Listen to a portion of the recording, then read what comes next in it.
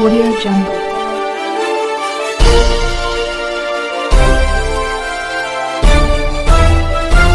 Audio Jungle. अभी आप देख रहे हैं कंचन न्यूज। इसे लाइक शेयर सब्सक्राइब करना ना भूलें ताकि न्यूज का नोटिफिकेशन सबसे पहले आपके पास पहुंचे। अब चलिए खबरें विस्तार से। मरने के लिए पैदा नहीं हुए, जो चाहता हमारी हत्या कर देता है। मूछे रखने पे, घोड़ी पे बैठने पे, मटकी छूने पे हमारी हत्या हो रही है। क्या बदला है सर? 70 साल बाद भी नारी सम्मान की बात करने वाली सरकार। हमने मणिपुर देखा सर, हमने पहलवान बेटियों का हर्ष देखा सर, और हमने सर हाथरस की बेटी का हर्ष देखा सर, और हाथरस के परिवार को जो वादा किया था सरकार ने वो भी पूरा नहीं किया। और महिलाओं में भी, स्पेशली दलित, पिछड़े और मुस्लिम वर्ग की, आदिवासी वर्ग की महिलाओं के साथ आज भी एनसीआरबी का डाटा कहता है सर जो जुल्म हो रहा है वो सहनीय नहीं है सर। पर धन्यवाद, प्रस्ताव पर बोलने को आपने मुझे अवसर दिया, इसके लिए मैं आपका आभारी हूं।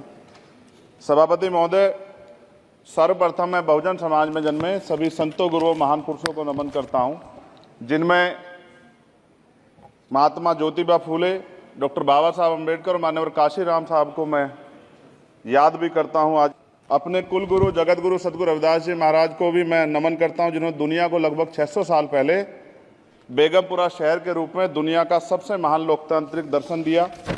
अध्यक्ष महोदय, माननीय सभापति जी, 14 अगस्त 1947 को ये देश अंग्रेजों के अधीन था। 15 अगस्त 1947 को हम लोग आज़ाद हुए। 16 अगस्त 1947 को देश आज़ादी में था, लेकिन धन धरती राजपाट में बंटवारा नहीं हुआ। जो साधन संसाधन थे उनमें बंटवारा सही रूप से न होने के कारण एक बहुत बड़ी आबादी सुविधाओं से वंचित और सम्मान से वंचित रह गई। उनको सम्मान देने के लिए और अंतिम व्यक्ति तक सुविधाएं पहुंचे, इसके लिए लोकतंत्र की व्यवस्था हुई। लेकिन आज़ादी के 70 साल बाद भी हम कहाँ खड़े हैं, इस पर ये चिंता का विषय है। मैं मानता हूं कि सामाजिक न्याय तभी होगा माननीय सभापति जी, जब जातीय जनगणना पूरी होगी और जातीय जनगणना कराई जाएगी, और साथ साथ संख्या के आधार पर आरक्षण जो है वंचित वर्गों का बढ़ाया जाएगा। उसके साथ साथ जब राष्ट्रपति जी अभिभाषण पर बात रख रही थी तो उन्होंने शहरी और ग्रामीण क्षेत्रों के विकास की बात कही, और ये भी कहा कि दुनिया में सबसे उत्तम शहर हमारे यहाँ बने। लेकिन माननीय सभापति जी, 70% आबादी तो गांव में निवास करती है, तो गांव की आबादी के बारे में भी सोचना होगा कि उनका जीवन कैसे बदले।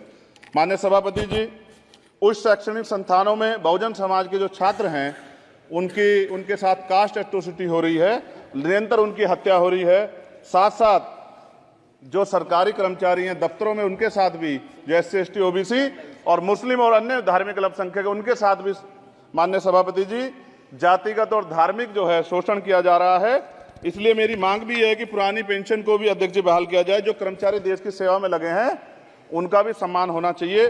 साथ साथ सभापति जी, भाजपा ने चुनावी लाभ के लिए सबका साथ सबका विकास के नारे दिए जो खोखले हैं, क्योंकि 10 साल में दलित, पिछड़े, आदिवासी, मुस्लिम और अन्य धार्मिक अल्पसंख्यक जो अत्याचार हुए हैं वो किससे छिपे हुए नहीं हैं। ये गलत है, ये बंद होना चाहिए। सभापति महोदय जी, महामहिम राष्ट्रपति जी के अभिभाषण में निजी क्षेत्रों में SC ST OBC को रिजर्वेशन देने का कोई उल्लेख नहीं हुआ है, जो कि आज चर्चा का विषय, क्योंकि 98% प्राइवेट सेक्टर है, 2% सरकारी सेक्टर है, तो 98% प्राइवेट सेक्टर में भी हमारी हिस्सेदारी की बात होनी चाहिए। माननीय सभापति जी, आशा कार्यकर्ताओं, आंगनबाड़ी वर्करों, भोजन माताओं के वेतन वृद्धि पे भी कोई उल्लेख नहीं हुआ है, वो भी अभी सेवाएं नहीं है, नौजवान पलायन करता है।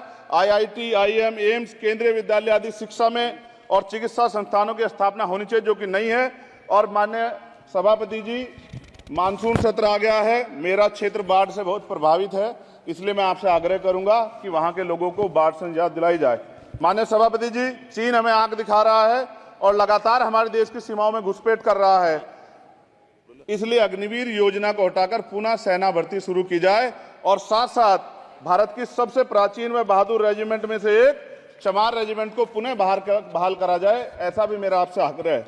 माननीय सभापति जी, पिछले सारे प्रधानमंत्रियों ने मिलकर जितना कर्ज लिया है उससे दुगना कर्ज हमारे वर्तमान के प्रधानमंत्री जी ने लिया है। किसान अगर अपना कर्ज माफ कराने के लिए जाता है तो लाठी झेलनी पड़ती है, जबकि सरकार ने धन्ना सेठों का 15 लाख करोड़ रुपया माफ किया है।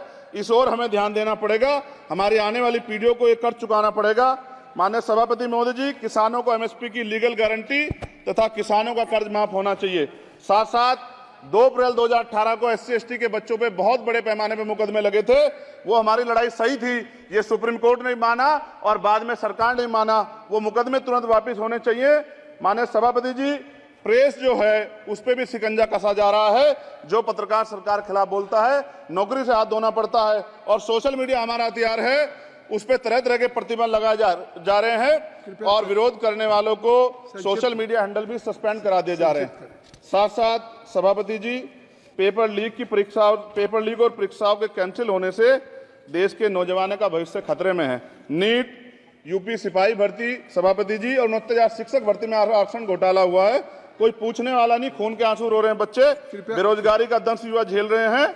इसलिए मेरा आग्रह है कि युवाओं के लिए कृपया समाप्त करें चंद्रशेखर। माननीय सभापति जी, मैं पहली बार बोल रहा हूं, आप कहेंगे मैं बैठ जाऊंगा। मैं आपकी बात, मैं संवैधानिक मर्यादा का पालन करूंगा, मगर हम तो माननीय सभापति जी सुन ही रहे हैं। आप बोलिए, 1 मिनट। धन्यवाद। 1 मिनट और बोलिए। अध्यक्ष सभापति जी, नारी सम्मान की बात करने वाली सरकार, हमने मणिपुर देखा सर, हमने पहलवान बेटियों का हर्ष देखा सर, और हमने सर हाथरस की बेटी का हर्ष देखा सर, और हाथरस के परिवार को जो वादा किया था सरकार ने वो भी पूरा नहीं किया। और महिलाओं में भी, स्पेशली दलित, पिछड़े और मुस्लिम वर्ग की, आदिवासी वर्ग की महिलाओं के साथ आज भी NCRB का डाटा कहता है सर, जो जुल्म हो रहा है वो सहनीय नहीं है सर। साथ साथ कोविड में तैरती, हमने कोविड में बहुत सुना सर, कोविड में तैरती लाशें भी गंगा में हमने देखी है सर, और मजदूरों का हाल भी हमने देखा है। सभापति जी, बस सब समाप्त कर रहा हूं। अभ्यर्थी को NFS करके जिस तरह निकाला जा रहा है, लेटरल एंट्री करके जिस तरह हमारे रास्ते बंद किए जा रहे, ये भी हम देख रहे हैं सभापति जी।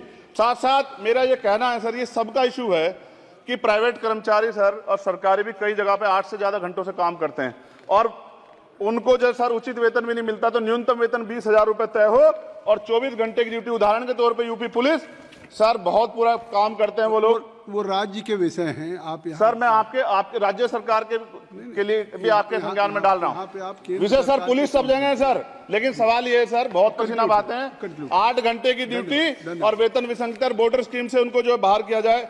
माननीय सभापति जी, 1 मिनट चाहिए सभापति जी। राष्ट्रपति जी ने धर्म के बारे में कहा।